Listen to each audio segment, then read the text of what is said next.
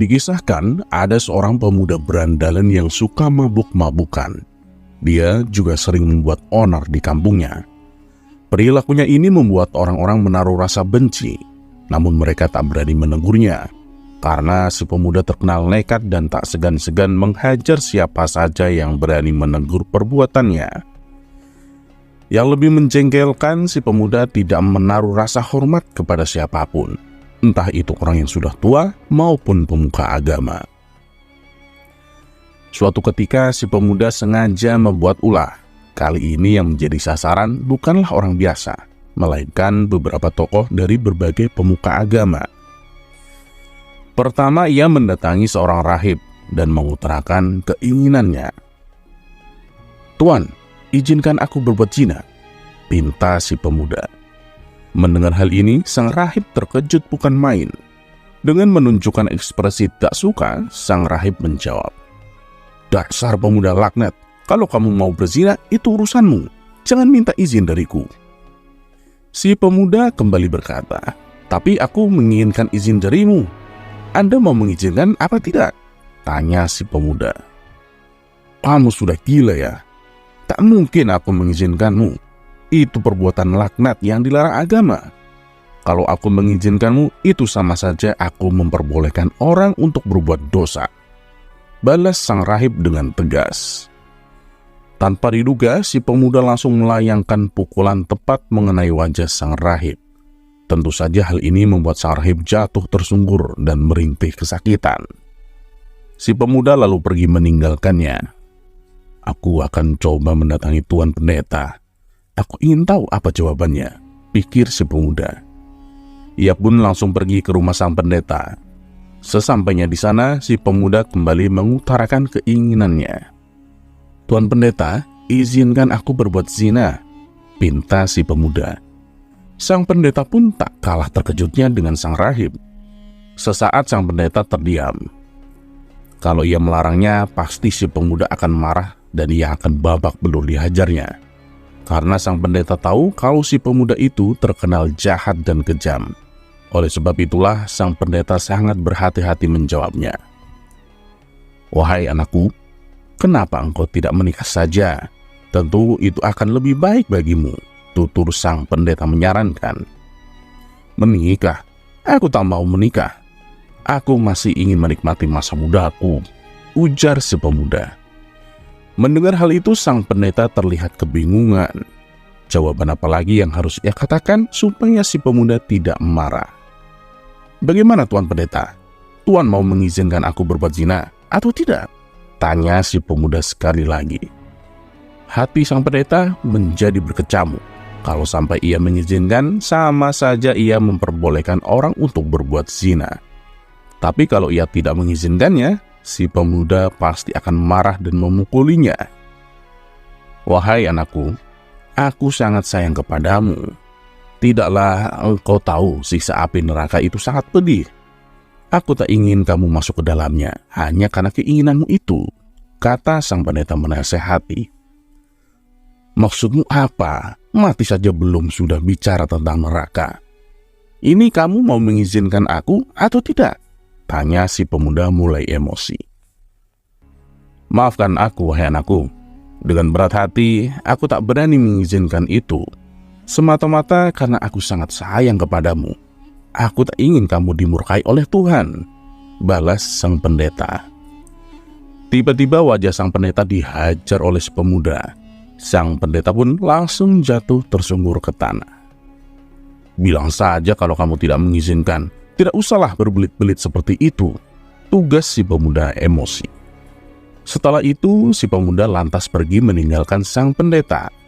Beberapa hari kemudian, kedua peristiwa tersebut membuat gempar warga. Perbuatan si pemuda ini mendapat kecaman warga dan tak sedikit yang mengutuk perilakunya. Akan tetapi, si pemuda malah menjadi bertambah beringas, sehingga ia semakin ditakuti warga. Suatu kali teman si pemuda berkata kepadanya, "Hei kawan, kenapa tidak kau utarakan keinginanmu itu kepada Abu Nawas? Kalau jawabannya membuatmu jengkel, kamu pukul saja dia, seperti yang kau lakukan kepada rahib dan pendeta." Dengan begitu kamu pasti akan lebih ditakuti, kata kawannya mengusulkan. Mendengar hal itu si pemuda menjadi tertarik. Wah, benar juga katamu. Baik, besok aku akan ke rumah Abu Nawas, ucap si pemuda. Pada esok harinya, si pemuda berangkat menuju rumah Abu Nawas. Setibanya di sana, si pemuda mendapati Abu Nawas sedang duduk santai di depan rumah. Tuan Abu, boleh saya masuk? Ada yang ingin saya tanyakan, pinta si pemuda. Oh, silahkan, masuklah kemari, balas Abu Nawas. Si pemuda lalu menghampiri Abu Nawas dan duduk di sampingnya. Ada apa? Apa yang ingin kau tanyakan? Tanya Abu Nawas. Begini Tuan Abu, aku ingin berbuat zina. Apakah Anda akan mengizinkannya? Kata si pemuda. Abu Nawas hanya tersenyum mendengar ucapan si pemuda. Tenang, aku akan mengizinkanmu. Tapi sebelumnya, kamu harus menjawab 3 pertanyaanku, ujar Abu Nawas.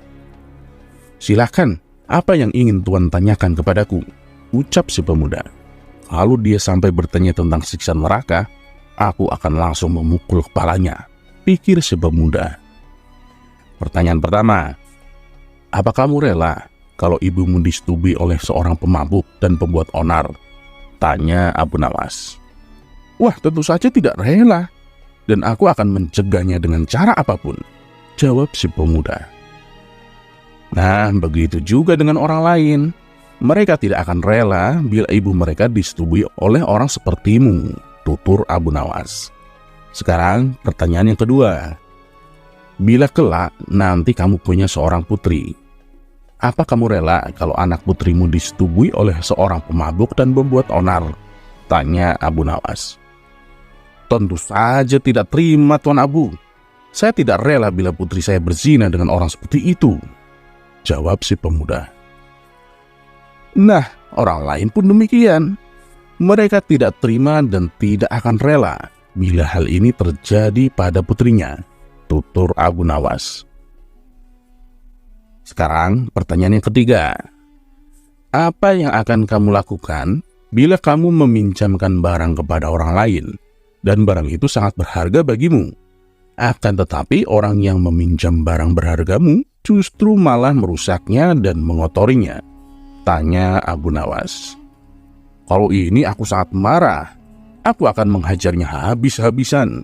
Bisa jadi aku akan membunuhnya dengan cara yang paling sadis, jawab si pemuda. Abu Nawas pun tersenyum mendengar jawaban si pemuda. Kemudian Abu Nawas berkata kembali, gini ya, tubuh kamu, nyawa kamu, sejatinya adalah milik Allah yang berharga, yang Allah percayakan kepadamu. Tapi bila kamu mengotori dan merusaknya dengan perbuatan bejatmu, pastinya Allah juga akan murka, seperti yang tadi kau katakan. Lalu suatu saat nanti, bisa besok, bisa juga nanti malam, kau akan mati menghadap Allah. Sementara tubuh dan nyawa yang telah Allah titipkan, telah kau rusak dan kau kotori. Kira-kira apa yang akan Allah perbuat kepadamu? Tanya Abu Nawas. Suasana pun mendadak menjadi hening. Si pemuda terdiam cukup lama. Ia tak menyangka dengan 3 pertanyaan yang diajukan oleh Abu Nawas. Tak terasa air mata menetes membasahi kedua pipi si pemuda. Dengan menangis sesenggukan, si pemuda duduk bersimpuh di hadapan Abu Nawas. Tuan Abu, saya tidak sanggup membayangkan siksa yang akan Allah berikan kepadaku. Kira-kira apakah Allah akan mengampuni segala dosaku bila aku bertobat? Tanya si pemuda. Wahai anakku, Allah itu Maha Pengampun, lagi Maha Penyayang. Siapapun yang mau bertobat dan tidak akan mengulangi perbuatan bejatnya, Allah pasti akan menghapus semua dosa dan kesalahannya. Dan kamu juga harus meminta maaf kepada semua orang yang telah kamu zalimi, kata Abu Nawas menasehati. Berkat bimbingan dan nasihat Abu Nawas, si pemuda kini kembali ke jalan yang benar. Sifatnya yang dulu jahat dan kejam kini berubah menjadi pribadi yang ramah dan santun. Si pemuda tak lagi dibenci oleh masyarakat, bahkan sebaliknya, ia kini dicintai dan disambut hangat oleh para warga.